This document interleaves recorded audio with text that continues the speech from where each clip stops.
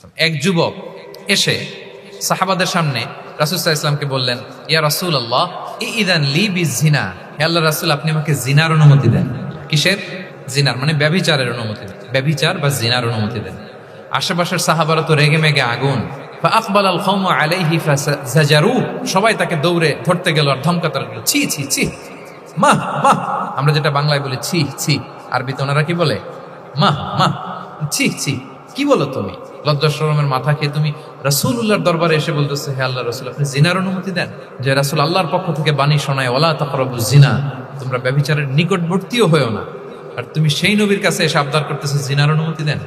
তারা যখন তেরে আসলো এই যুবকের দিকে, রাসূল সাল্লাল্লাহু আলাইহি ওয়াসাল্লাম তাদেরকে থামালেন, বললেন যে তোমরা থামো, যুবককে ডেকে আনো আমার কাছে। যুবককে নিয়ে আসা হলো, রাসূল সাল্লাল্লাহু আলাইহি ওয়াসাল্লাম তাকে পরম আদরে কাছে টেনে নিলেন। এবার তাকে জিজ্ঞেস করলেন, তুমি জিনার অনুমতি চাও না? বলে যে ইয়া রাসূলুল্লাহ জি জিনার অনুমতি চাই। তখন রাসূল সাল্লাল্লাহু আলাইহি ওয়াসাল্লাম বললেন, তুমি আমাকে উত্তর দাও তো, তুমি বলো তো যে আতুহিব্বুহু লি উম্মিক, তুমি কি পছন্দ করবে যে কোনো পরপুরুষ তোমার মায়ের সাথে এই জিনাটা করুক?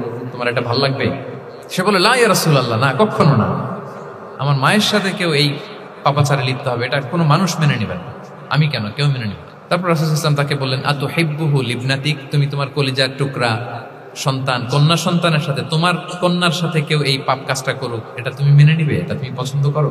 সে বলল লা ইয়া রাসূলুল্লাহ, হে আল্লাহর রাসূল কশিন কালাও না, কখনো মানবো না, আমার মেয়ের সাথে কেউ এই কাজ করবেন কখনো। রাসূল সাল্লাল্লাহু আলাইহি ওয়াসাল্লাম আবার তাকে প্রশ্নবাণে জর্জরিত করতে লাগলেন, আবার বললেন আতুহিব্বুহু লি উখতিক, তুমি কি তোমার প্রিয় বোনের সাথে কেউ এটা করুক, এই পাপাচারে লিপ্ত হোক, জিনা করুক, পছন্দ করবে? তোমার বোনকে কেউ এরকম করবে, অপমান করবে, এটা চাইবে তুমি? বলে কখনো না, লা ইয়া রাসূলুল্লাহ, কখনো, কেউই তো পছন্দ করবে না এটা। তখন রাসূল সাল্লাল্লাহু আলাইহি ওয়াসাল্লাম বললেন, তুমি যার সাথে জিনার অনুমতি চাইছো সে তো কারো না কারো মা, কারো না কারো মেয়ে, কারো না কারো বোন, তুমি এভাবে কেন ভাবতে পারো না? সুবহানাল্লাহ। এই কথা বলার পরে তো সে একেবারে ইমোশনালি এমন ড্যামেজ হয়েছে, লজ্জায় কাচুমাচু হয়ে মাথা নিচু করে দাঁড়ায়ছে।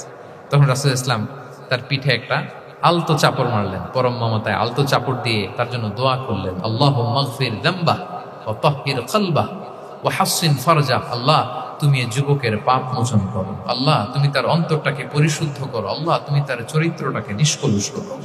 এই হাদিসের রাবি উনি বলতেছেন, ফালাম ইয়াকুন বা'দা যালিকাল ফাতা ইয়ালতাফিতু ইলা শাই, ওই দিনের পর থেকে এই যুবক কখনো কোনো পরনারীর দিকে রাস্তায় তাকায় নাই।